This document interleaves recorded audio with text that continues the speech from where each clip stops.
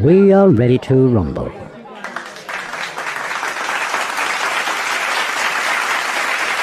Well. Welcome to Monsta TV.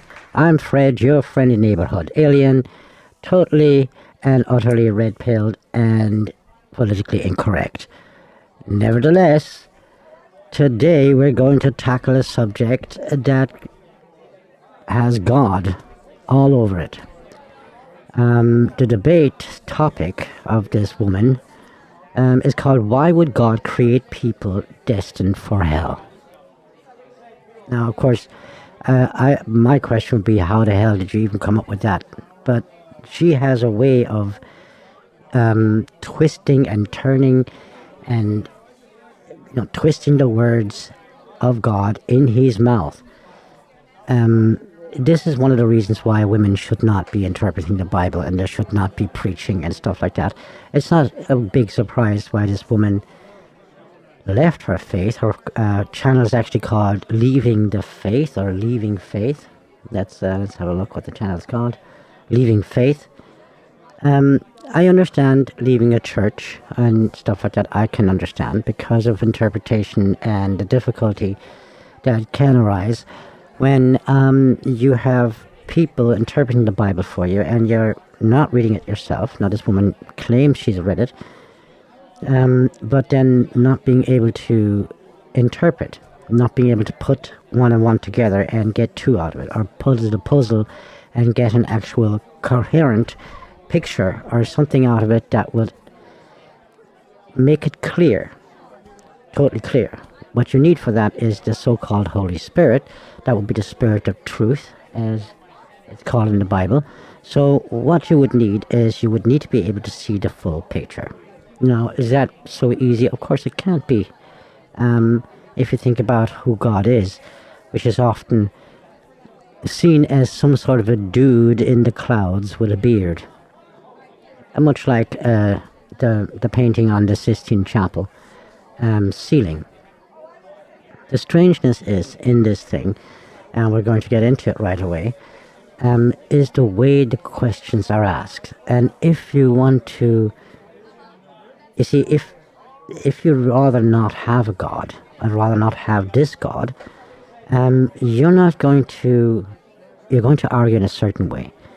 And we're going to take the first half of this video is actually quite annoying because the dude that she's arguing with, he's very fresh into the whole subject. So that's quite annoying. We're not going to listen to all of that. It's about half an hour long. But then she has a second guest come on, a woman. And all of a sudden you have two women discussing things. And you will notice something about how people just simply have their own thoughts. Now, of course, you're supposed to have your own thoughts. But what I mean is they start mixing stuff in there. All sorts of esoteric or other esoteric stuff or other stuff that comes from, like, let's say, other religions or other forms of belief.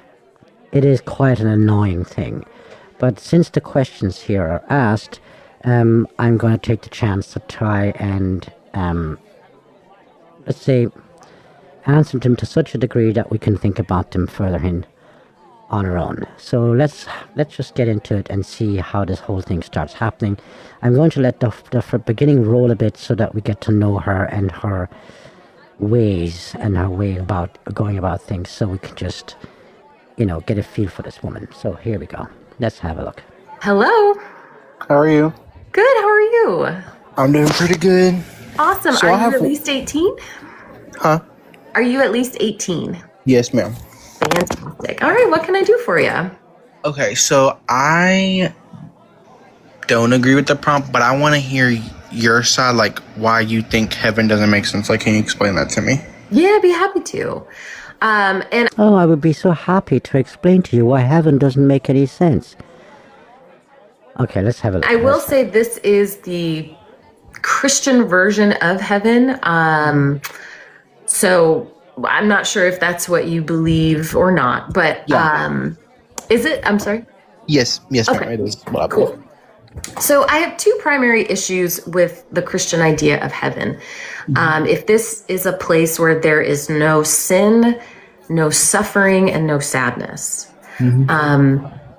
First, the whole idea of no sadness. If hell exists as well, I don't understand how you could not have no sadness when you know people who are suffering infinitely. And then That is an interesting one, isn't it? And imagine you had children and they went to hell. You know, how could you be happy in heaven while your children are in hell? Well, I mean, you know, that is just simply thrown in there, and there is no context in the sense of like, what have you found out along the way, and how do you, what are they in hell for? And I mean, if let's just say there were two kids of yours that ended up in hell, and they were murderers, and they murdered children, young children, just for the fun of it all. Okay, you did give them a good upbringing, but that's how they turned out then when they had the choice and when they wanted to. What's going on there then? Well, wouldn't you be sad that your children... Yeah, but for how long? We're talking about eternity, right? The other thing is, if you look or you read the Bible and you kind of contemplate these subjects, you will find that God, it doesn't just give you one chance or something like that. The Old Testament is full of it when he says, like, you know, I've been telling them for 100 years or a couple of 100 years, stop this stuff, like, for instance, sacrificing children. And they just won't. In the meantime, you see, this isn't just that it was the same people there for hundreds of years. They were getting children, and these children were getting children, and the stuff had normalized itself so that this was just a normal thing to do. Yeah, every now and again, you sacrifice your child to the God that you now pray to, because they've drifted away from God, and now they're like, you know, praying to Baal or Moloch or whatever the fuck they've decided to, and they're doing this stuff, and this practice has so normalized itself that the people don't even think about how cruel that is anymore. So, like, how are you going to deal with that kind of a situation? You know, even though you want heaven, so nobody can be without sadness in heaven anymore. Actually, you can, yeah. You let go of these people. You let go of them because you know that they get every chance. And it's that the more you understand what evil actually is and how evil is attained, that people actually have to, you know, take it for themselves. That they don't just like, oh shit, you know what, I love being evil. No, they have to take it for themselves. They have to hold on to it. Because of our common human sense and the morale in our heart, that's written in our heart, does actually tell us this is wrong. Okay? But we just keep going. Other issue is the issue of free will. So frequently Christians will tell me how important free will is, because if you don't have free will, you can't have love. That's true, by the way, because love cannot be forced. That's what the reasoning for that is. Like, God had to give us free will if he wanted us to experience genuine love.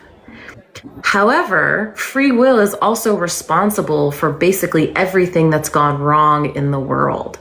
That, you know, the big explanation for why is there so much suffering is because of free will, that it's essentially a side effect of free will. That's not actually true, because animals don't have free will, and there's an awful lot of suffering amongst animals.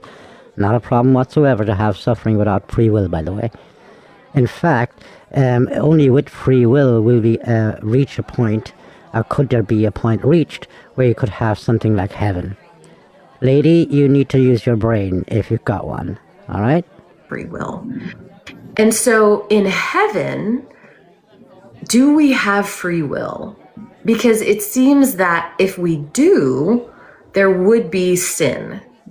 But if we don't, then we couldn't love. Yeah, I can't stand that type of logical gameplay. Okay? This is just like stupidity at its best. What the hell is that supposed to mean? If you have free will, then you can't have a place without sin. You can't get rid of your sin. You can't say, look, you know what? Sin is evil. I don't want that. And I choose freely not to sin anymore, ever again. You know, that's not possible? What the hell are you talking about? It's the only way that's possible. If you didn't have free will, then whatever evil you would have in you, you would have it not at your own fault. There would be no fault, and then there can't be any sin. You see, sin can only be sin if you know about it. If I've told you, and I've shown you that this is wrong and you do it anyway, that's when fault or guilt is created. So guilt can only be created through consciousness and being conscious of. This is really stupid, and you're trying to be an intellectual here, which is kind of weird to look at this, all right? And of course, if you have free will, there can be love, because you can freely choose to love, for instance, and you can freely love because love cannot be forced, so you can freely love. There's a couple of things about this then later on where you kind of get it, how stupid this whole thing even is. So those are my two primary issues with it. Well, then you don't have any issues, because it's bullshit what you're talking there. It's just crap. I kind of want to is there where I can kind of disagree a little bit? Yeah, go for it. Absolutely. So whenever you said that about the whole free will part, my personal belief on that is the reason why God, this is what I think, I don't know if it's true or anything, but the reason why I just think that the reason why he gave us free will is he's not going to force us to follow him. And so if, for example, you know how when people say homosexuality is a sin, right? You know how they say that it's a sin, I know right? that people say that, yes. Yeah. So for an example, let's just say, because it's picking and choosing. Do you want to be with God, follow God, and be in heaven with him? Or do you want to follow the ways of this world and probably go to hell? Well, so... And that's what's wrong with these Christians nowadays, is they condemn people and they say, you're going straight to hell if you do this. But that's not true. Sure. So do you think you have free will in heaven? No, I don't think so, because that is God's place. That's weird, isn't it? That's the kind of the stuff that I really despise. There's something really wrong with the churches nowadays, that somebody would answer a question like that. Of course there's free will in heaven. Of course there is, God damn it, that you went there for free will, and you will live there in free will. It's just you won't sin anymore. And why wouldn't you sin anymore? It's like, if you've noticed that trying to fix your, let's say, your car in this way doesn't work. It just won't work. But if you do it the other way, it will work. Will you return to the first, this way, that doesn't work? Will you ever return to that, even though you know it doesn't? It's the same with sin.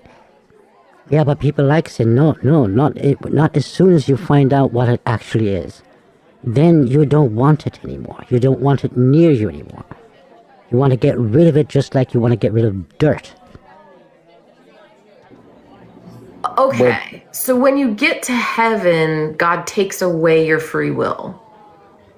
Well, you face God on Judgment Day, and he judges you based on how you lived your life, and not your belief. What do you mean? Well, most Christians think that it's, by grace you were saved, and your belief is what saves you, not your works. But it sounds like if you think we're judged on our actions, then it does sound like we're judged on our works. Your belief. This is kind of weird. It's the differentiation between your faith, what you believe in, and works. Now, the way you've lived your life is not works. Okay? This is always the weirdest thing. What is the most logical thing that might be the meaning of this? People create cathedrals, and because I've done that, I must be good. That is crap, right? It's what you live for, and it's how you live your life. So of course how you lived your life would be part of the judgment.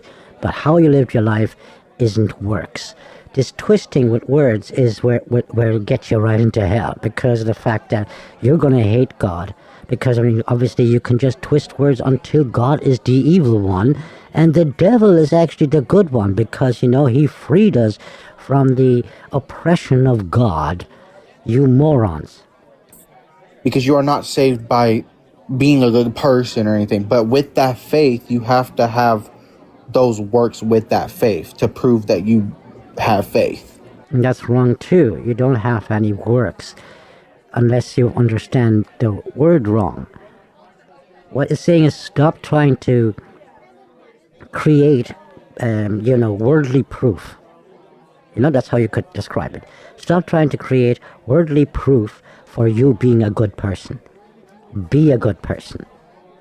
As Christ was saying a lot of times, look, I know they told you that if you fornicate, that's a sin. Yes, or adultery is a sin. But I'm telling you that even if you dream about it, if you imagine it, okay, about going to bed and with the wife of somebody else, you have already committed adultery.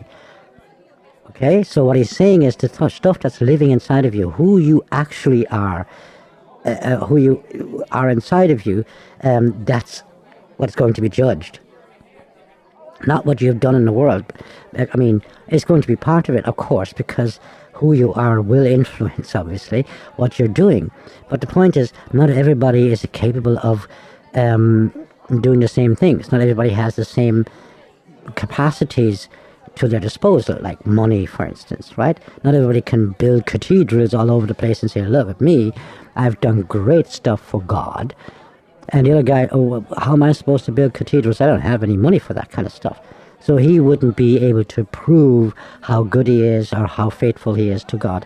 That's the type of thing, that he just takes it away altogether and he says, look, that's not going to be important. Important is who you are. You know what I'm saying? I do know what you're saying, yeah. Okay. So let's say God judges that you're good enough. That you have believed enough or whatever the criteria is, and you make it into heaven. Mm-hmm.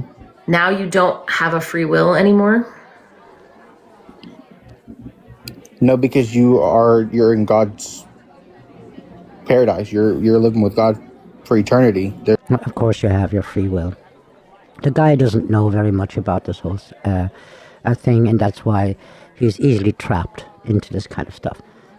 Yes, of course you have free will, but you cannot decide what is good, okay? So it's not your free will which will decide what is good to do in heaven, all right? You have free decided to do only the things that are right and good. There's no free will, like you're already. I don't really know how to explain it, because I'm starting to like connect things, and like I'm still new on my walk. There you go.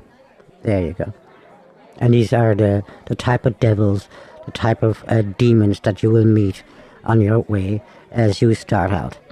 They will come for you right away, and you will meet these type of people right away. And I would really advise you not to go into debates and discussions with these people, okay, when you're just starting out.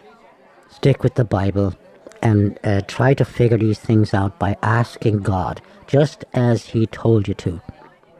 Go into your cupboard, into yourself, there pray, ask a question, and then wait for the answers. They will come. You can be sure of it, because of course, look, if God exists, here we are, the hypothetical. If he exists, then of course this has to work, right? These type of people here, these are demons. This woman is a damn demon. Okay. With Christ, so like I can't really like explain a lot because I don't really know. Okay. And she's already there, and she's going to try and ruin his faith. That's why, yeah, hell is waiting for her. I just don't think you'll have free will in heaven, when heaven is just a place of joy and no suffering. And of course you have. Imagine you come into a bakery, all right, and there's loads of different types of cake, and they all taste good, all right? It's your free choice what cake you want to eat today.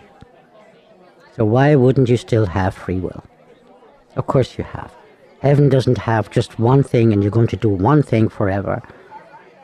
Otherwise, that would be boring, okay? Boredom is a sin, all right?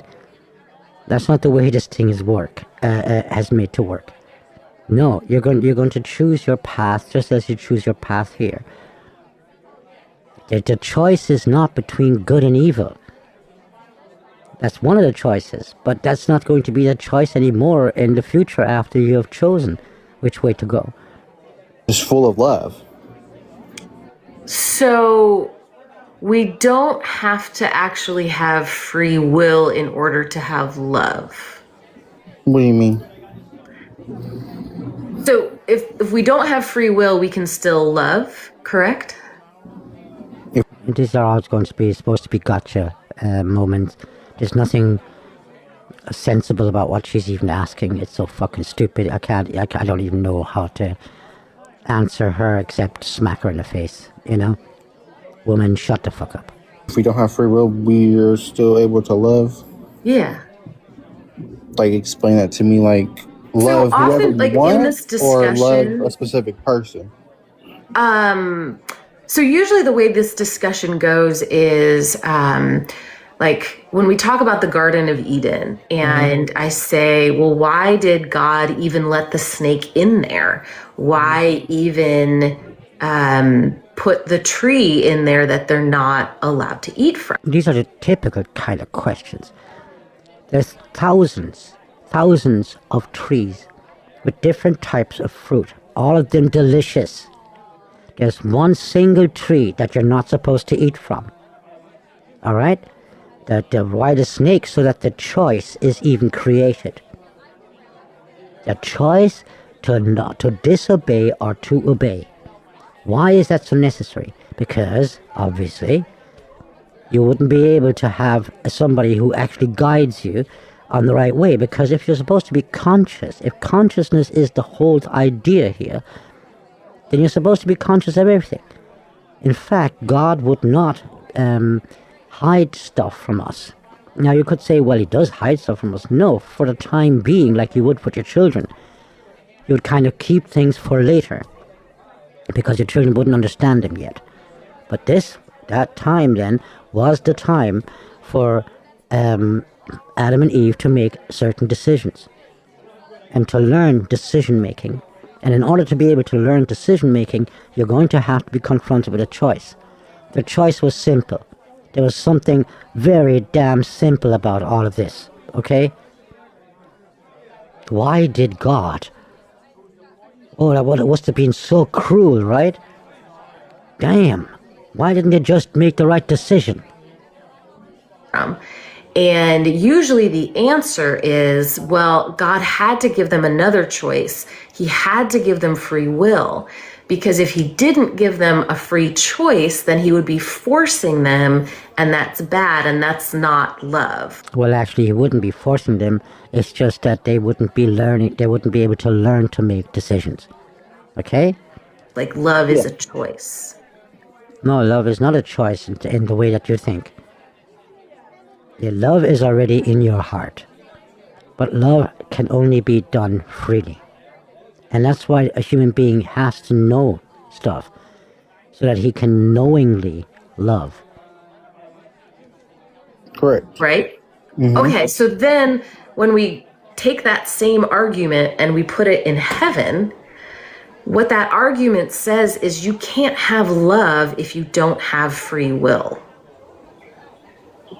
There wouldn't be no free will in heaven, because there's so much joy and... That doesn't make any sense, man. What are you talking about? Don't argue with that bitch. Don't do that anymore. Get into the depth of these things first. Find out this stuff first. Peace and love up in there.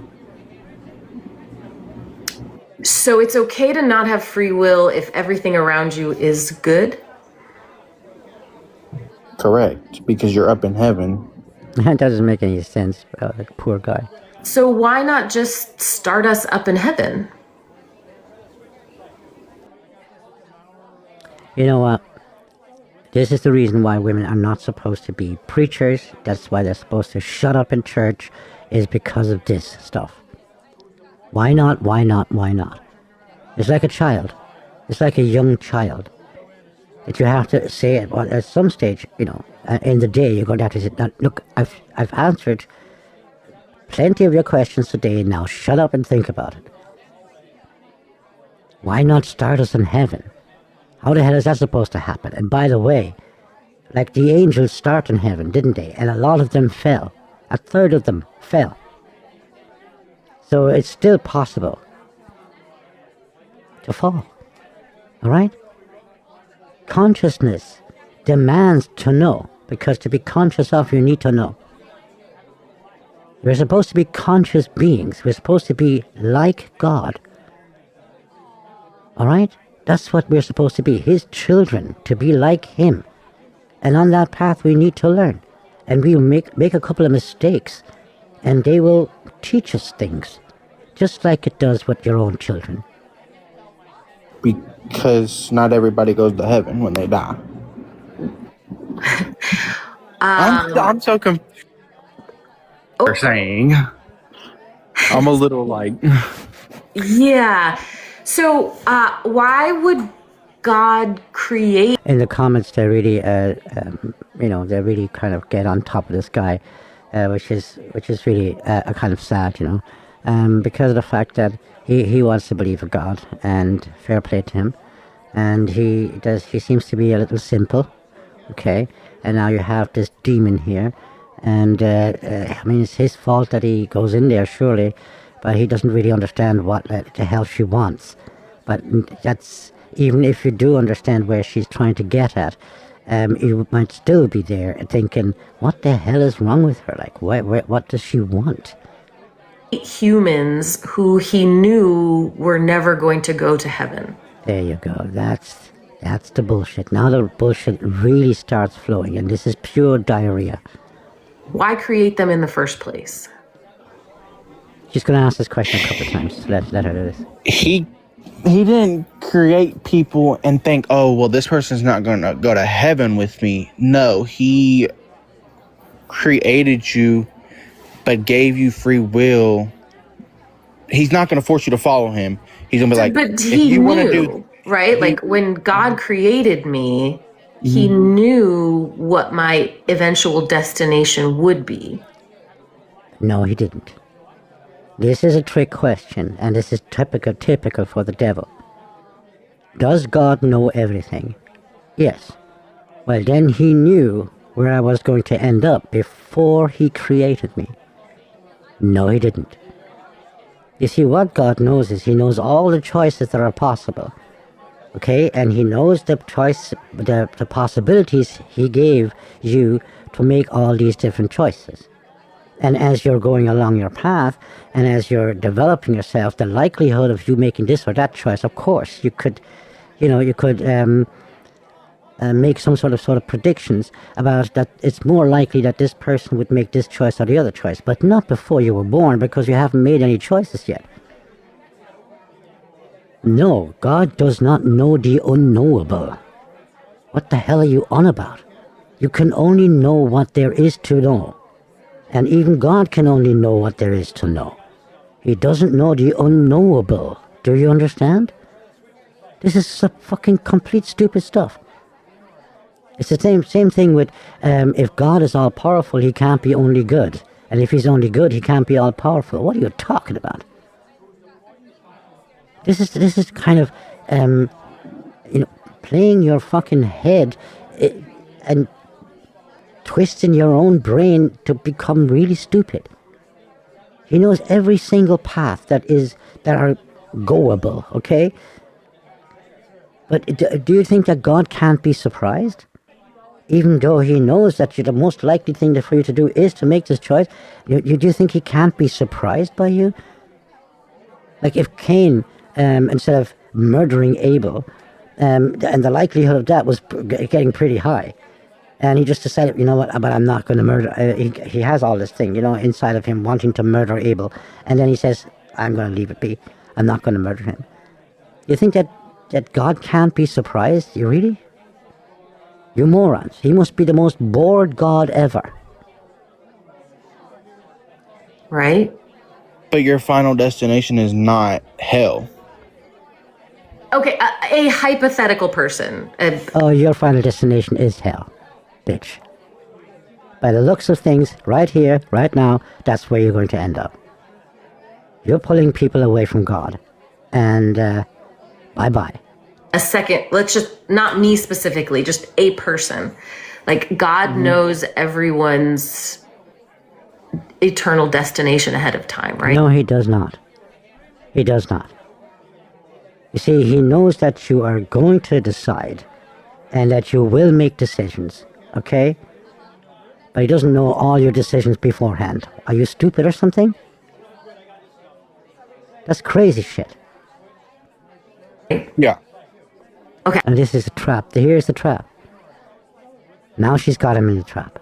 But he doesn't understand what she's saying, so it's not going to work. And some people's eternal destination is hell, right? Okay. So why did God create those people when he knew ahead of time they would spend eternity suffering? Well, I mean, even if you read the Bible, she says that later sometime that she read the Bible. You didn't read it properly though, did you? If our choices lead us to hell, then God did not create a human being and he knew he was going to go to hell. That's bullshit. What he knew was that people can go this way and they can go that way. And it's up to them to do it. That would be a really strange God, wouldn't he? If he had known that Eve would have eaten from the tree, and if he would have known that also Adam would have eaten from it. And then he comes in there and says, ha ha ha, now I'm going to punish you for it, that you ate from the tree, knowing that they would. That would be cruel, and that's not love, is it? So if he is love, which you can prove in other ways, then of course that can't be true, can it? You are a moron, an actual moron. Look, before I have a child with my woman, right? Before we have a kid, we know that this kid will hurt itself.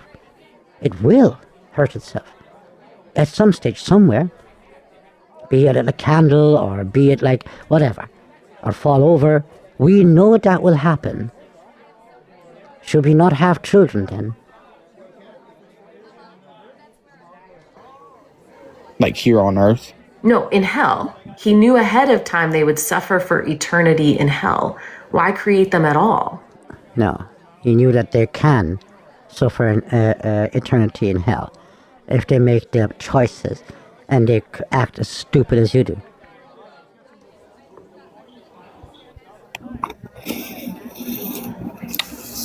I mean, hell was never meant for us, but it's your actions and your beliefs and what you do here on earth. You will be judged based on everything you do, like all the beliefs you believe in, everything. Right. And, yeah, right. But I have this trap for you. Why don't you go into the trap?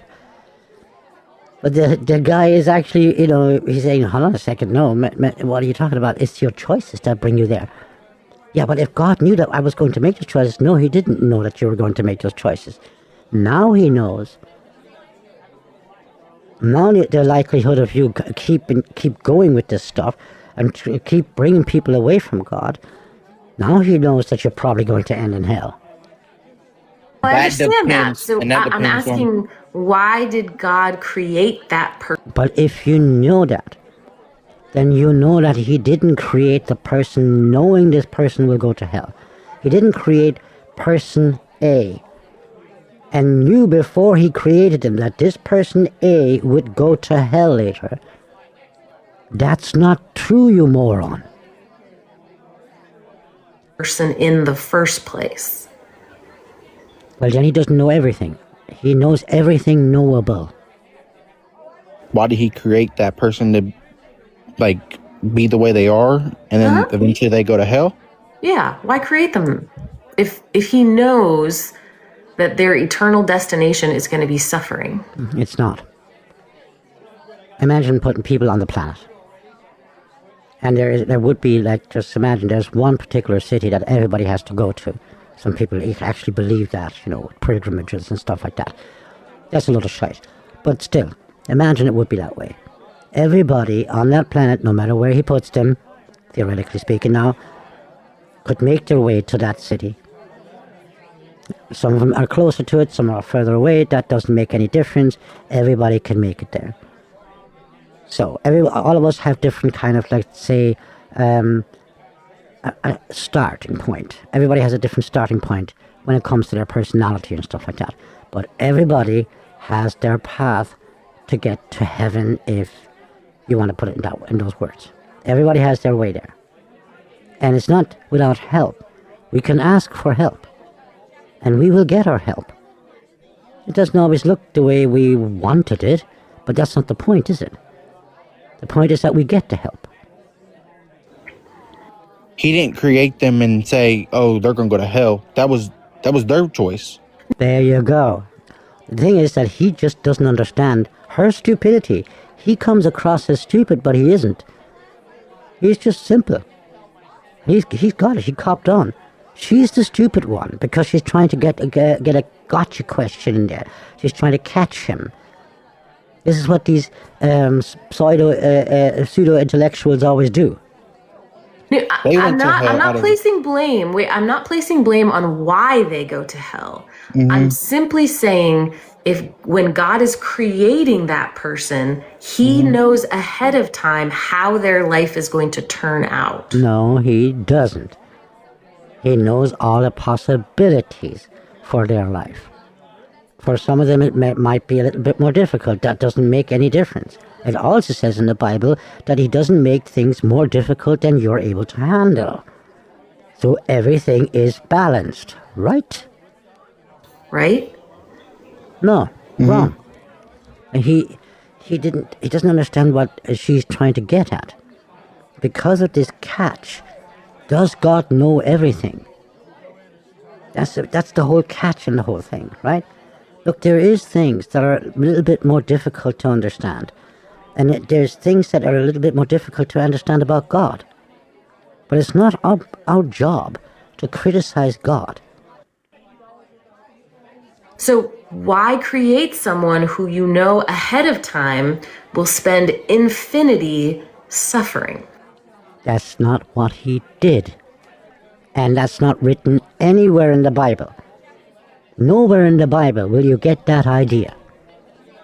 This is your idea, bitch. Because he created them and wanting to have a relationship with them. But he knows ahead of time it's not going to work. No, he doesn't. No, he doesn't. He knows ahead of time this could not work. The same as you know that your child might get cancer sometime later. It might get run over by a car. But you still create children. You still have children. And then you could ask, why would you have children when you know something could happen to them? What kind of a moron are you? What the hell happened to you, What turned you away? I think, I have this strange feeling. Oh, yeah, there. Well, I have this strange feeling that what turned you away is that God didn't give you the Holy Spirit. But you're a woman. You should be shutting the fuck up. That's what should be happening here. That's when he's always going to be there, but he's not. That's where he's just going to let you be. Right. So he's why always create be there that for you to person come in back the to first him. place? What do you mean, why create them? Because they're made in the image of God. No, I don't think you're understanding what I'm asking. Why make a creation that you know for a fact will suffer forever? Why create them? Yeah, because creating them is cruel.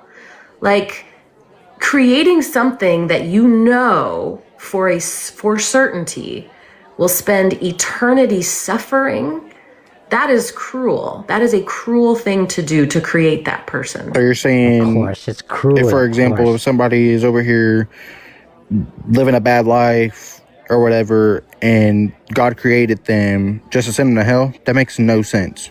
No, Right. Yes, it does make no sense. I agree. So it makes no sense for God to know the future and know ahead of time who is going to hell and then create them knowing the outcome. Wow. This is wow. And did you know, did you notice that the conclusion that she desperately wants to get to is God is cruel? So something happened that makes her believe that, and now she wants to prove it. Now look, this is something that we're all going to come across. We're all going to come to this point, by the way, that we're going to think God is cruel. And it has to do with the fact that he allows suffering. This is one of the most difficult questions, and I've never seen pastors or priests or some other people, or never really seen them answer this question properly. Like, why does God allow suffering? And I understand that it is a difficult one, and it's a difficult one to have to dig and to take in. I don't like it either. I don't like suffering. But it's made clear, again and again, that suffering is directly linked to sin. Now, can be the sin of the other person that is actually, hurting person B. It can be that kind of sin. It is also the sin, one's own sin, that we meet that kind of stuff. That's why, for instance, you have the story of Job, right? Where he doesn't sin. And anytime he comes across sin, he does the proper sacrifices for it. Like, for instance, where his children are sinning, he does the sacrifices. And then, as it seems, something really terrible happens to him, right? His children get killed, and all of his crop gets destroyed. All of his entire belongings, everything that he has gets destroyed. And he's just there, look, this can't be, because it's not fair. It's the whole topic of justice is being treated in that story of Job. And read that story, it's quite something, and it is amazing. And most people get the interpretation of that story wrong, even though the whole key to interpreting that story is actually in the story, right at the end of it. It's quite something, because of the fact that Job is saying, look, this cannot happen to me because I do not sin. This is where we get to the crux of the biscuit. This is where we get to the depths of it all. That, yes, he allows suffering. And that has something to do with the fall with Adam and Eve. Because of the fact that if we can't follow God, if we don't follow his instructions, it's going to be suffering. Look at simple videos of people trying to put, a chair together from IKEA, and they don't follow the damn instructions, and the frustration that these people have, if you know those videos. It is hilarious beyond belief. It's just hilarious. Watching people trying to put stuff together and not following the instructions. This is the same thing. If you don't follow the instructions the way God is giving to us, because, of course, he knows how to, because he's God. He knows who we are because he created us. So he knows what's best for us. By right, we should understand that, right? Now, we've come so far away from him that obviously we're going to have to find a way back, right? But that's the whole reasoning behind it. The suffering is there because of the fact that we have, let's say, we have distanced ourselves from paradise. In paradise, there is no suffering. You see where I'm going? Well, then that's not free choice. Well, it actually is. It just you can't choose the outcome. Free will does not mean that you can choose the outcome for things. If you put your hand in the fire, you're going to burn your hand. That's what this is about. Suffering is supposed to keep us away from things that are not good for us. Like, for instance, your hand in the fire. It hurts, and that's why you won't put your hand in the fire again. Like, if you would have listened to your parents as they said to you, don't put your finger in the candle, as a kid, but they won't, right? As soon as the parent turns around, the kid will put his hand into the candle, and he will burn himself, and it will cry.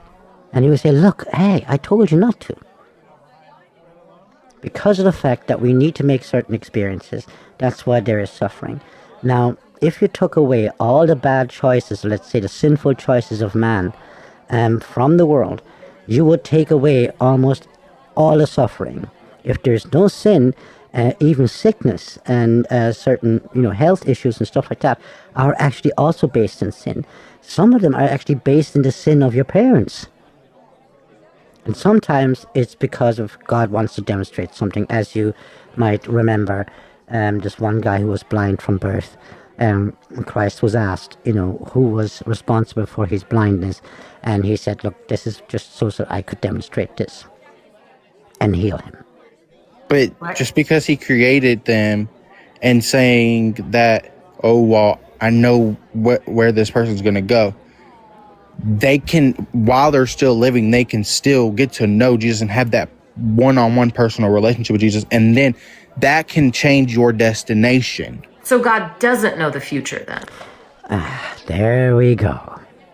This woman is going to burn in hell, and that's where she belongs. I'm going to jump ahead in this discussion because she just keeps going with this, and it's supposed to be the big gotcha all the time, and it's just beyond stupid. But there's a woman that comes next, and they get into a discussion, and they're going to deal with a couple of different topics, but it's more or less the same thing. It's more or less the same type of topic. It's about hell. She has this problem with hell, heaven and hell, and we need to. We're going to just touch on this today. Why hell? Okay. Why can't there be something in between? Well, because the in between is where the suffering is constantly at. God decided to put an end to all of this forever suffering of the people who do not want to sin, those people who actually stop sinning and, make their way back to God and follow Christ, those people who have decided to go that path, they will still have to be careful all the time of the people who are evil, right?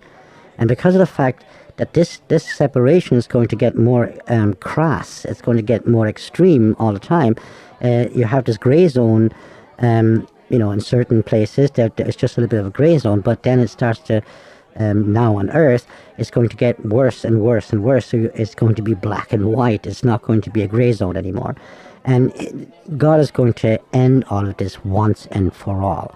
And that's why you have this kind of stuff going on right now, the patience, God patience with us peoples on earth that could drive you up the wall, where you could say, look, come on, just end it. But the point is that there's still children there that still have to learn certain things, right? Now, there will be children at the end, but God has an answer for every single situation. Okay? Now, you can't go to a person who believes in God and ask them questions like, yeah, but what about that child there? What's going to happen to that child now if God ended the world right now? How the hell are you supposed to answer that question? But you can come to the conclusion and you can learn about God and learn to get to know Him to such a degree that you can know that He has an answer for everything. Okay? Without having to know every damn answer to everything that He has. So this is the difficulty for certain people. The other thing is what is up with hell? Well, the thing is that the goal, God's goal, is to live together with His children, right?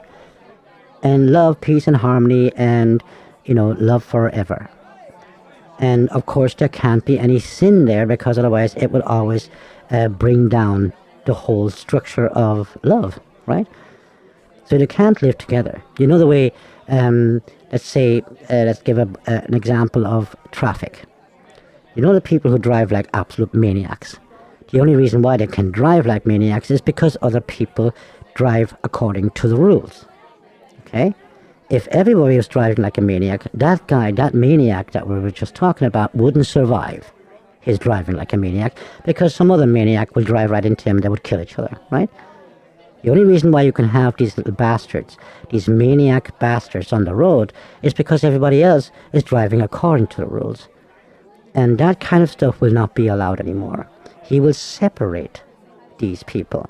And the way that he can do that is, well, let's say, the way that we can understand it from here is that we get the chance to learn. This whole earth has become a school. Before this, it was called paradise. But then, because of the fall, it has become a school where we learn to live in heaven. Or, if we don't learn, we're just going to not go to heaven. And the not in heaven is going to be hell. And they're going to suffer.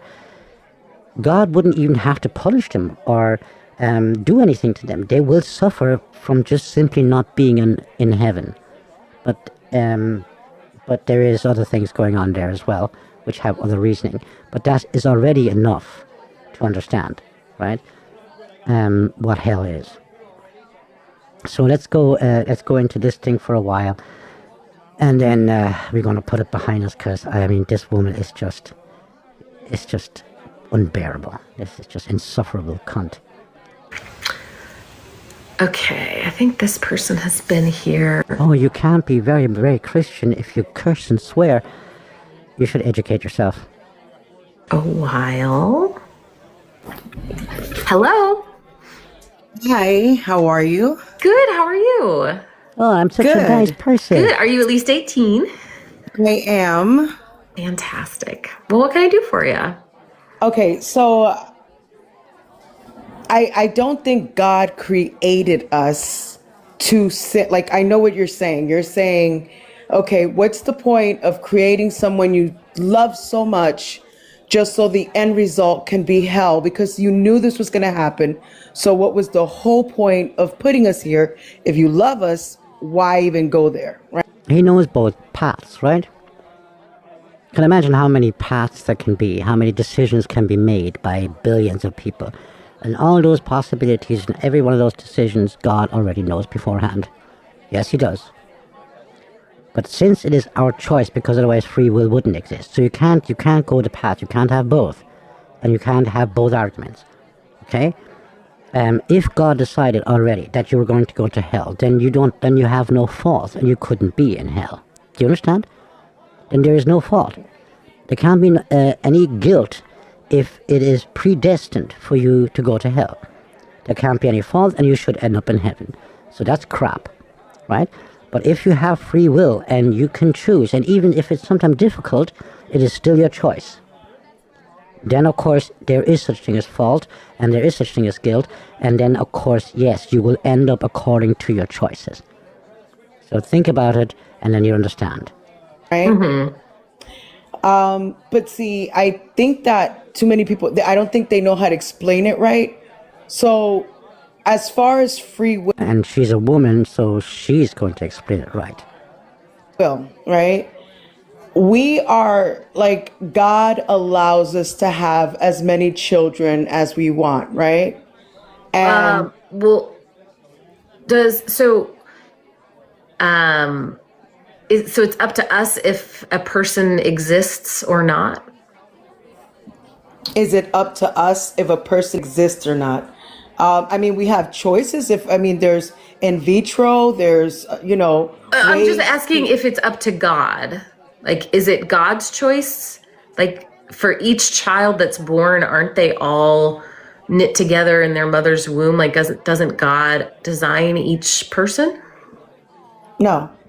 Oh, I think that Okay. parents design children, and God, there's like this book that we call the Bible, and I have read it.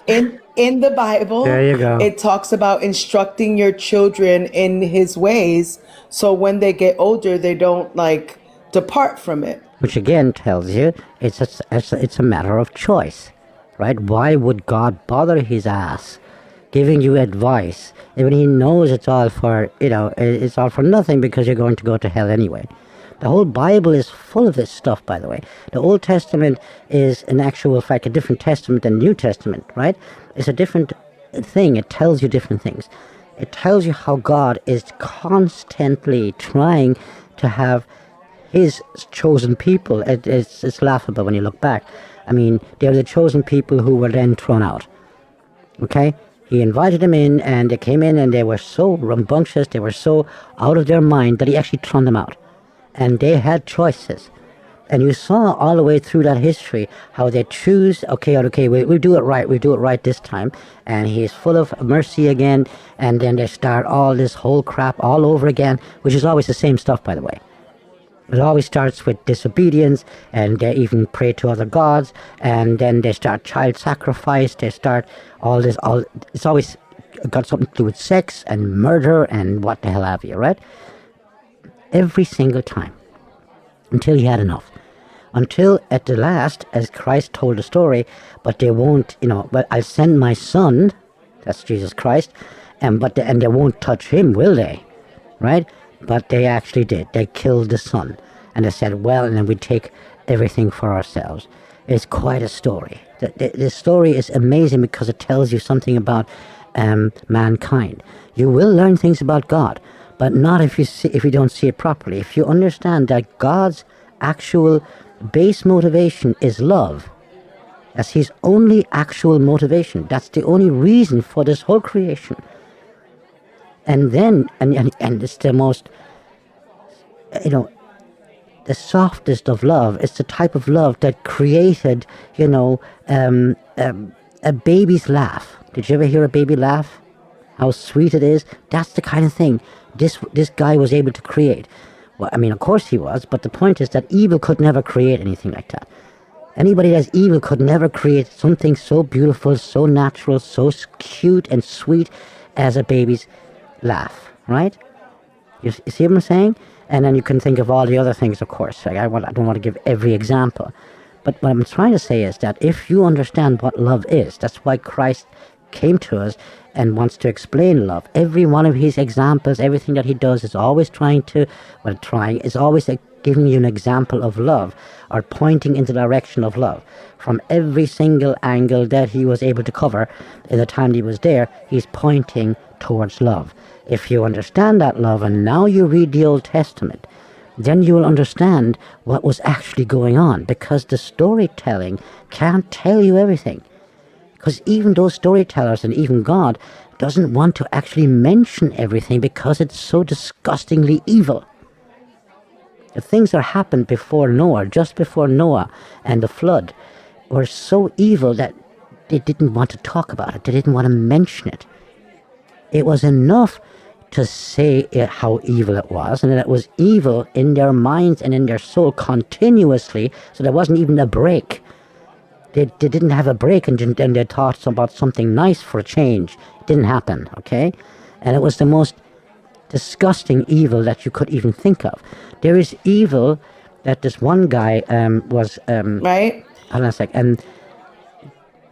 Where he was asking, like, why God? Why does this have to happen? And God shows him the evil that's going on. And he goes into all these catacombs, I think it was, and from door to door. And then he comes across a door, and he opens it, and there was evil in there that would be a sin to even mention.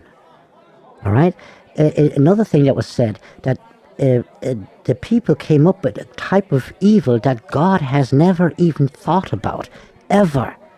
And you can imagine, God has existed forever. And he has never once thought of that thing. So yes, everything is possible for God. And yes, but there's things that he never even thought about. Okay? So like, when it comes to these things, like, it's a necessity to want to understand and not be stupid, but want to understand. Yeah, but sure, if you say that he knows the future, then he should have known. Come the fuck on. Okay. So it's up to parents to teach their children on what's right and what's wrong. I do not feel that hell was ever created for anyone, any one of us. I feel that heaven, and I say feel because I have zero facts, right? I'm just going by what we've read, and everyone's on here, we all have a different faith in something. Like some of us have faith in the Bible, some have faith in science. Like we all have faith in something or someone. So I'm telling you what I believe. I believe. Let me just ask a clarifying question then. Sure. Does the God that you believe in know the future? Yes. Okay. Yes, he does. He knows all possible paths into the future. But he does not know what decisions you're going to make in a couple of years' time. It's not because, then he doesn't know everything. It has nothing to do with that.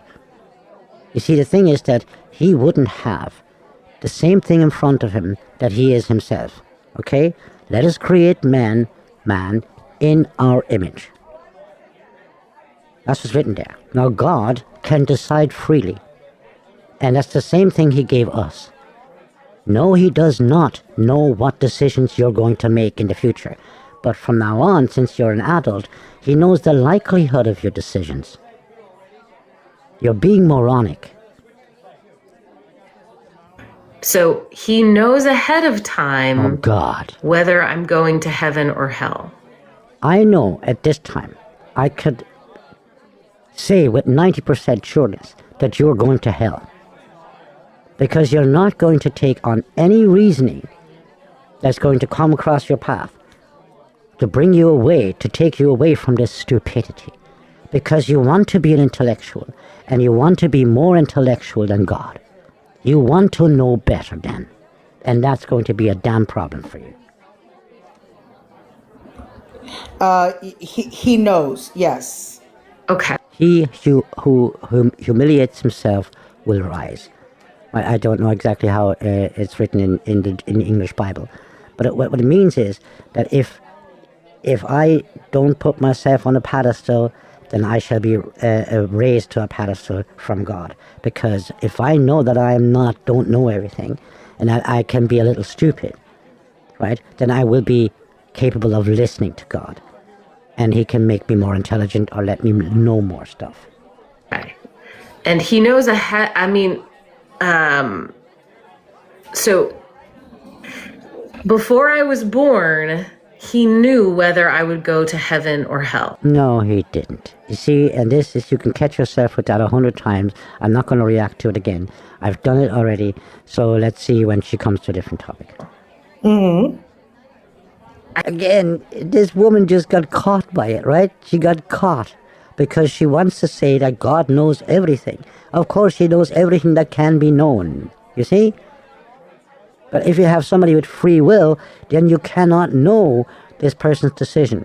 Even though you're 99.9999% sure that this guy is going to make this decision, because of the fact that he is completely, he's already an adult and stuff like that, and he's made this decision 1,000 times. It could be that he changes his mind this time. It's a possibility. And because it's a possibility, that's why God has this patience. He wouldn't have to bother with patience if he had already knew it all. You actual morons. I think that's bad.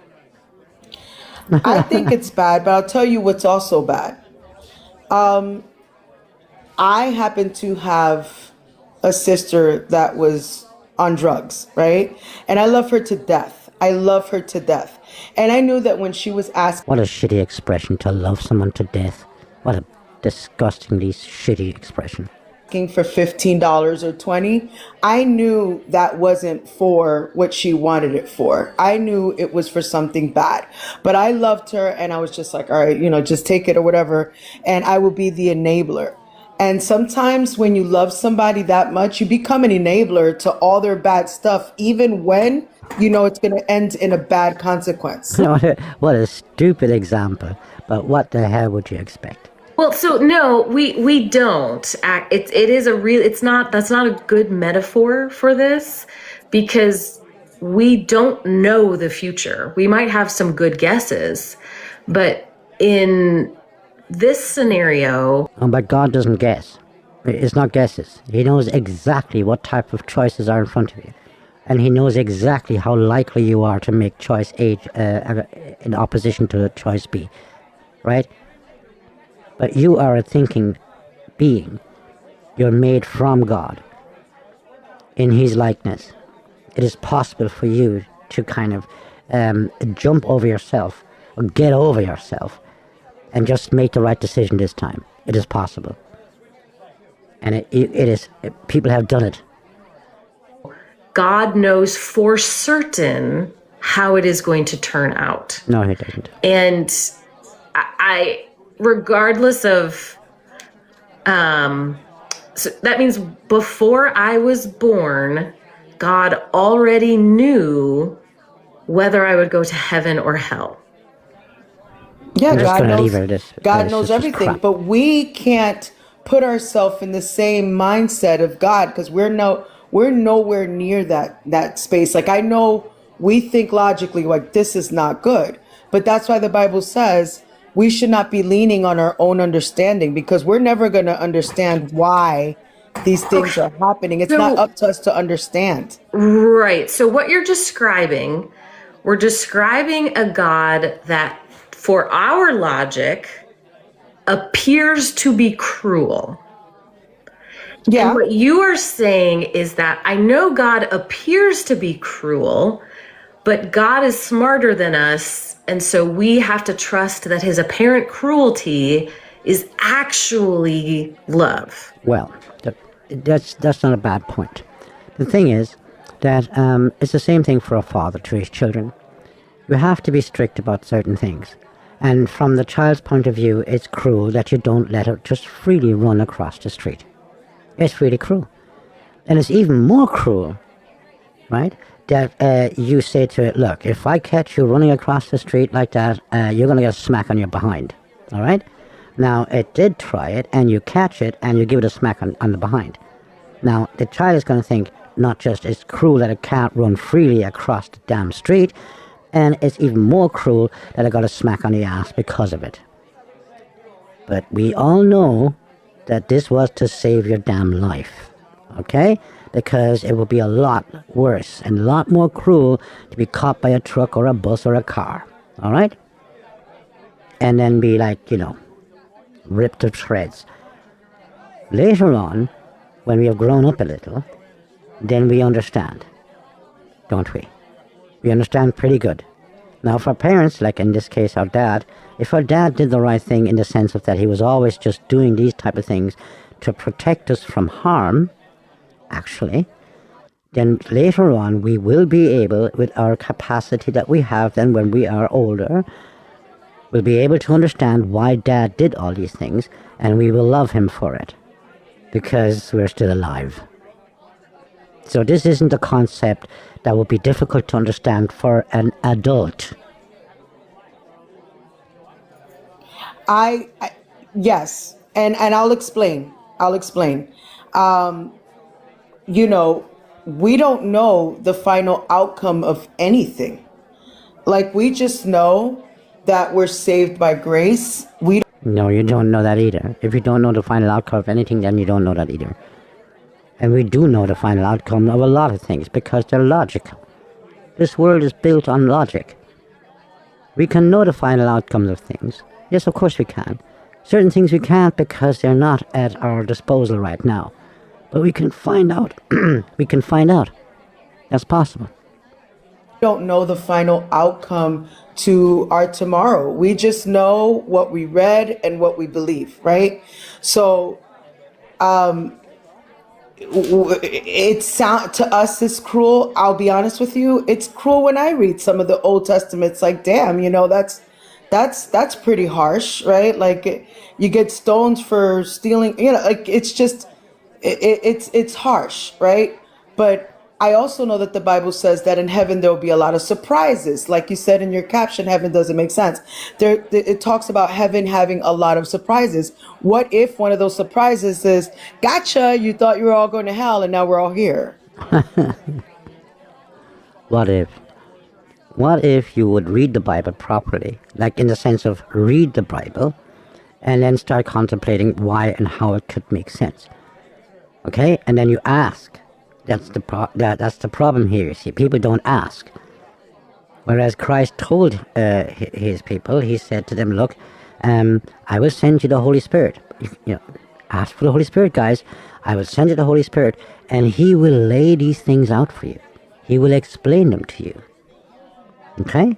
Because, of course, things have to be put into different types of words when they're not earthly. He talks about things, he calls them heavenly things. He talks about things that we cannot see because we can only see with our mortal eyes, right? So he's going to have to put them into examples. Okay, he's going to have to put them into parables and stuff like that to give us an idea. A parable is like, let me tell you what this is like. And then he gives you a kind of an example, an analogy that will give you an idea of how it's like. Okay? It's like an equation. Like, we don't know that. I think what I'm having trouble following is, why do you trust this God? Why do you think he is good? Like, you're giving me evidence of why he's cruel, and yet you're giving him the benefit of the doubt that he's secretly, surprisingly good somehow. And I'm not sure why.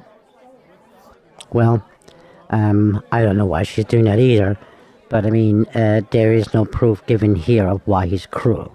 In fact, I think that this woman here is of such a personality that if she can't think it's all great and good and lovely, and she's not the most beautiful or the most loved woman in the world, and she doesn't get what she wants, then you're cruel.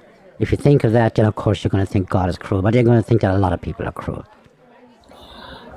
We all want to believe something. We all want to hope that when we leave this earth, or someone that we love leave this earth, is going to go to a better place. And when I mean better, it's like better in the sense where maybe I... Oh God, hold on a second here. I'm going to have to... My computer just wants to do something here, and we're not going to let it. Shut the hell up, Windows. Just shut up. Okay? I don't have a free choice, and there's nothing in the Bible that says that I need to worship him. It just says, Oh, there is, by the way, and this is why people discussing the Bible and they don't read the Bible. Okay? People discussing God and then they don't actually talk to him or and stuff like that. And then the other thing is that our relationship to God is private. Okay, it's a private thing. And we should find our way there without having devils like this sow their doubt in between us, right? Between our questioning, because of the fact that, of course, we're going to question stuff. Because we don't know. And when we don't know, we question things. But to go out there and get yourself answers from people who can just as little, they can't know just as much as you can't know. So what the hell is this woman even doing there, right? What are they discussing? How is this going to come to any good conclusion, this thing? There's one more thing that she's going to say that we're trying to get to, and then we're going to finish it up for today. That she starts talking about heaven, which is kind of amazing. Oh, that there's no sickness, and there's streets of gold, and that there's crystal lake. Like, all that sounds so beautiful. It sounds so great, and all of us want to believe that. We want to believe that there's something greater than what we're living right now. And I think that that's why everybody clings on to the word heaven, and then I think a lot of Christians, they fearmonger and say, well, if you don't believe this, then you're going to go to hell. I don't really think that way. So, I mean, it doesn't quite answer the question of why you think this God is good. If you're saying, I just really hope that there's a heaven, like, I can understand that. I can understand wanting to hope that there's something greater. I'm not sure why you believe it's this particular God. First of all, then the second thing would be, what God is it, and what is it that you call good? What is it that you call good? You just choose what good is, so we all just choose what is good. You see, this is the next trap that we're going to get into. That we as people then, we choose then what's good, right? What's right and wrong, what's good and evil. Well, good luck with that, man. Because, some guy might think it's a good idea to do harm to you because he just likes it. Think about that for a while. Um, And then you would say, yeah, but it shouldn't be good. Yeah, there should. Now we have the should thing. Because it shouldn't be good because you don't like it. like, if you just hope that there's something else, why the Christian God? Why not a different God? There are so many available, and there's also No, there's not. Look how stupid that woman is. There's so many gods available. No, there isn't. If there is a God, then there is only the God that there is, isn't there? And every other God would be a lie. And that would be the case for every other God, no matter which one of these gods is the actual real God. The stupidity of people like this has no bounds whatsoever. It is fucking incredible. Absolutely incredible. so many people who have had things like near-death experiences where they have some sort of experience and they come back and they say, oh, none of the religions are right, but there's this force of love or something. I mean, you have so many options if what you're just hoping for is heaven. I'm not sure why you've selected this God. So if you look at any religion, like literally any and every religion, there's always something bad behind it, right? Something negative behind it. You know, it doesn't matter what you think of, like, there's always a negative connotation of some sort in every religion. But And this so- isn't just like some vague negative connotation. This is the God that you worship being cruel. So you feel that, okay, to say he's cruel is to also believe that there's hell. So I guess the question isn't, does heaven make sense? The question is hell really real? So do you believe in hell?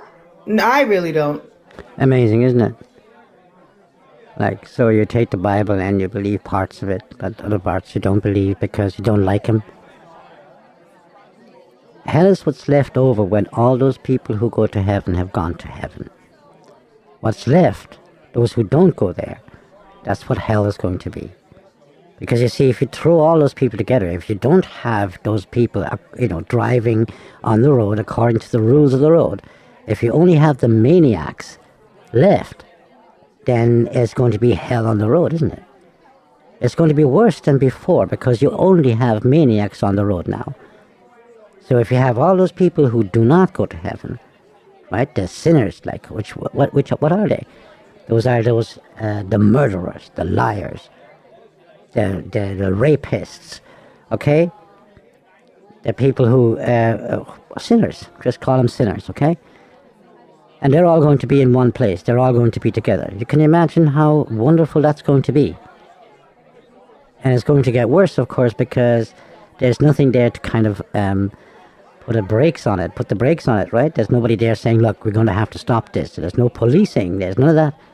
Nobody's going to allow anybody to be the police. How dare you tell me what to do? Because that's exactly does the sinner. The sinner is the one who tells God, how dare you tell me what to do? How dare you tell me not to eat from this tree? That's what's going on here. So do you think everyone goes to heaven? I feel that there's two things that could possibly happen. You either go to heaven or you just stay in what they call Hades, where it's some people interpret it to be hell, but no, it's not. It's a place where you just pretty much die. Like in the Bible, Lazarus, when Jesus went to wake Lazarus up, Lord. he basically said his brother was basically sleeping. He described death as sleeping, and other areas in the Bible, it described, that's the word. People in the comments are purgatory and Sheol. Yes, correct. Like they describe heaven, a place of death where it's just sleeping. Like you're just there. There's no heaven. There's no hell. You're not existing anymore. You're sleeping. Okay. It's nice to think that you wouldn't be sleeping, that you would go to a place where you're walking. Yeah, someone else says waiting room for judgment. I agree with all that. Like if you don't make it to heaven, then you go to that place. And I think that that's also a good place to go because it's rest from this earth. It's a weird thing, isn't it? The way she says, like, I don't believe that, yeah, but I believe that, and I don't believe this, but I believe that. It's kind of weird, isn't it? The thing is that if the Bible is true, if God of the Bible is true, and all of that is true, then it is the way he said it is. It's not up to us believing or not believing it. The only thing that's up to us is really, do I believe that, God is God? And if I do believe that, if I do believe Christ, then I will act accordingly. Of course, it has to do with what do I think or believe is meant. What is the meaning of the things that he says? And, the way we can go wrong with that, the examples are beautiful in there. He says, look, we need to be born again. And then this guy says to him, this scribe says to him, well, we can't crawl into our mother's womb again just to get born again. And Christ looks at him, you can't be serious. And you call yourself a scribe? Well, what the hell is wrong with you? Of course, that wasn't what I meant. So the thing is that when Christ says, turn the other cheek, does he mean that you're supposed to let yourself get struck again by somebody who has stricken you already? Is that what he means? Look, stop being stupid. Want to understand. And if you want to understand, you will ask the person, God, you will ask him to make it clear to you, wouldn't you? And you will wait until then. You suffer here, you stress here, you're sick here, you're going through all these things here. So it's like whether you go to heaven or you go to that purgatory place which is basically a nothing, then it's still rest. And then that still tells me that God is good, just based on that alone. I don't know what she's talking about either. But there you go. Okay. Yeah. I'm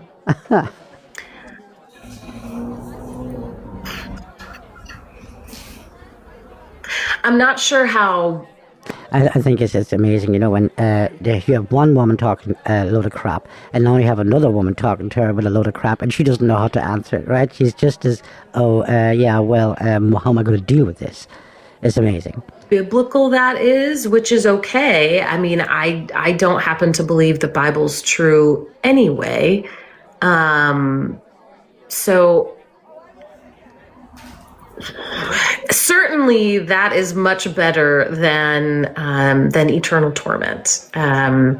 So the idea of, what you're describing is either annihilationism or a belief in purgatory or universalism. And universalism would be the belief that everyone eventually makes it to heaven. That would make more sense. I mean, it would be better than hell. And that would answer one of my questions about heaven, which is being sad about people in hell. But then you have to deal with, what does the Bible say heaven is going to be like? Like, if we're going to the Bible for this, then we have to go with the biblical description of heaven, right? So there's some descriptions of heaven based on some visions that were given to some prophets. And one of them was Jacob, where he saw along like a heavenly stairway going all the way to the heavens. And, it was beautiful and it was peaceful. There's other parts. There's another prophet that says, that there's streets of gold and the seas or the water is made out of crystals. But it doesn't talk about free will. There's nowhere in the Bible that talks about free will. There's nowhere in the Bible that talks about how you'll be praising God and submitted to God. Well, it does. There is a place where it says that people will praise him forever and ever. That is right.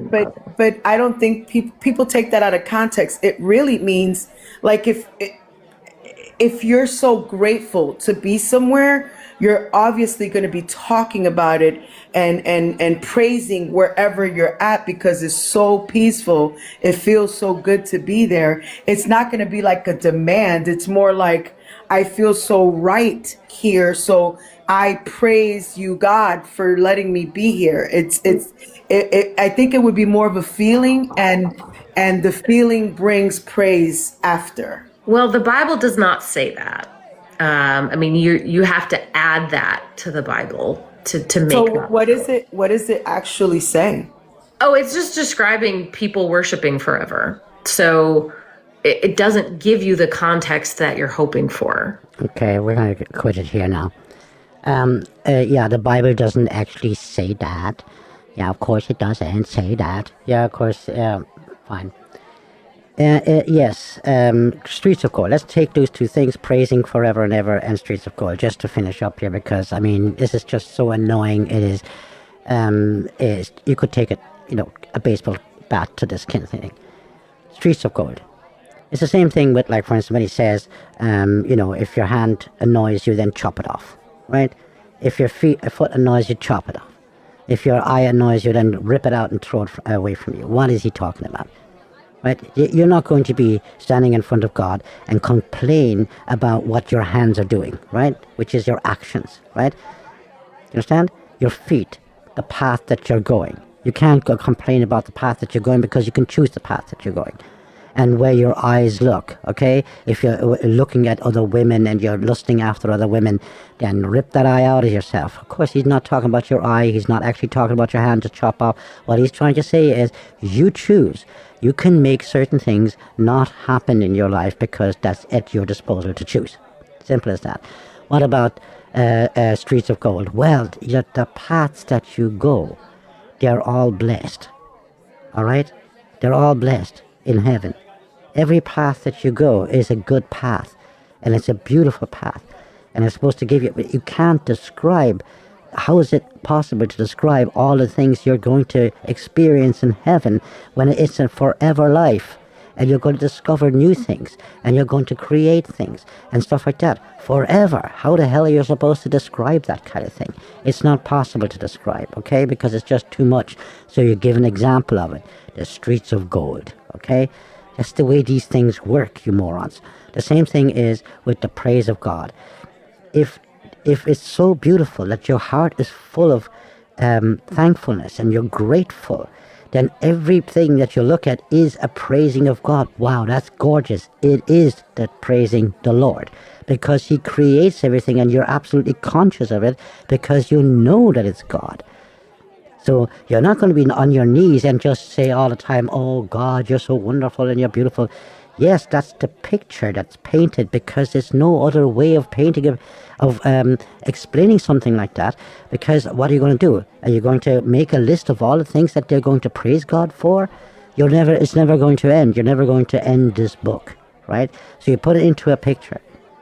They will praise the Lord forever and ever. They will be on their knees praising him. Yes. Your heart is so full of humility and so full of gratefulness and thankfulness, and because of what's there, because it's so much more beautiful than we could have ever imagined. That's what this is about. It's supposed to give us a clue, right, about how this might be, and what kind of proportions of sheer beauty, and yeah, the words can't grasp it anymore. That's why the praise that the way they put it into pictures, because words will not describe it. Yes, they will praise him forever and ever. Thine is the kingdom, the power, and the glory. That type of thing. Of course. Those are pictures. Damn. Get it together. Anyway. That was annoying. So maybe we could have, gotten into something, but I don't want to get into the type of preaching that we usually get. I thought it was a good thing to show what this kind of these kind of people do, and where this always ends, and that these are demons. Okay, now is this woman a demon? Well, I don't know if the woman herself is a demon, but what you hear is a demon. You see what I'm saying? That's what tries to get you away from God. And the thing that's trying to... God is cruel. Amazing, isn't that? It's not the human beings that are cruel. No. It's not the human beings that are actually deciding to do all these things that is cruel. No. It's God that's cruel. The person that gives us the proper advice, do it like this or do it like that. No. It's God that's cruel because he doesn't give us everything we want. Right? Wanting things that aren't good for us never happens to us, does it? We never do shit like that. Of course we don't. Well, I'm going to have to wrap it up here. We're already gone a little bit above the time that I usually go, 1.5 hours. That's quite a bit. So all that's left for us to do is to say God bless you all. And till next time, bye-bye.